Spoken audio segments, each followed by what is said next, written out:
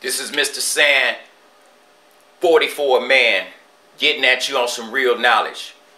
My girl Jenna about to introduce my man Lester Holt from Dateline NBC.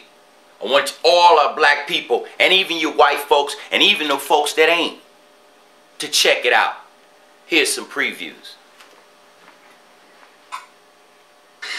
And now here's Lester. All right, Jenna, thanks. You won't read the name Booker Wright in any books about the 1960s civil rights movement.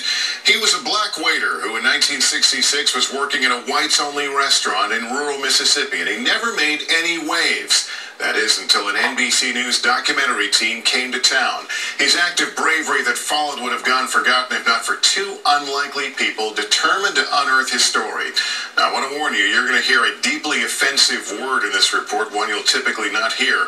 Nigga! In a word I can assure you I personally don't take lightly.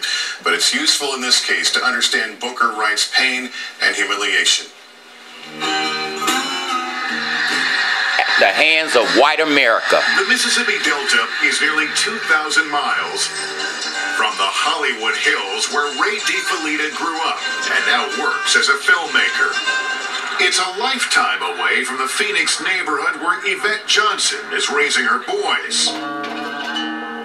And yet a year ago, these two strangers discovered they shared a unique bond. And living now in Greenwood is Byron. It was a bond rooted in a 1966 NBC News documentary about Sandman was just born. Mississippi. The people in other sections of the country are thoroughly convinced that we are prejudiced against colored people on account of the color of their skin. The unvarnished views expressed by white Mississippians sound shocking today. I feel that God had a purpose in creating the races separate. I'm white today because my parents practiced segregation.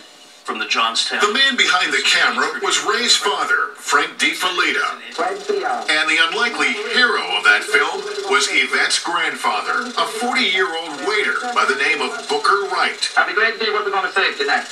Without warning, Booker Wright began speaking candidly and in language that viewers then and now might find offensive.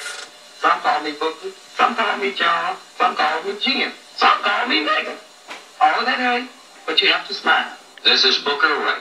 For years, the very existence of this footage had been little more than a rumor to Yvette. My heart broke for him as I watched it, and he talked about that daily humiliation. Could you recognize the jeopardy he was putting himself in, saying the things he was in that environment? When I first saw it, no. It's so meaningful to them. But that was about to change. In a matter of weeks, Yvette Johnson and Ray DeFelitta were on their way to Mississippi with a film crew in tow. Both were about to have a rendezvous with history. You can find out what they discovered tonight on a special Dateline, Finding Booker's Place. It airs at 7, 6 Central right here on NBC. And during tonight's program, I'll be online chatting live with viewers on Dateline's new social website called Chatline. I hope you'll join me. Up next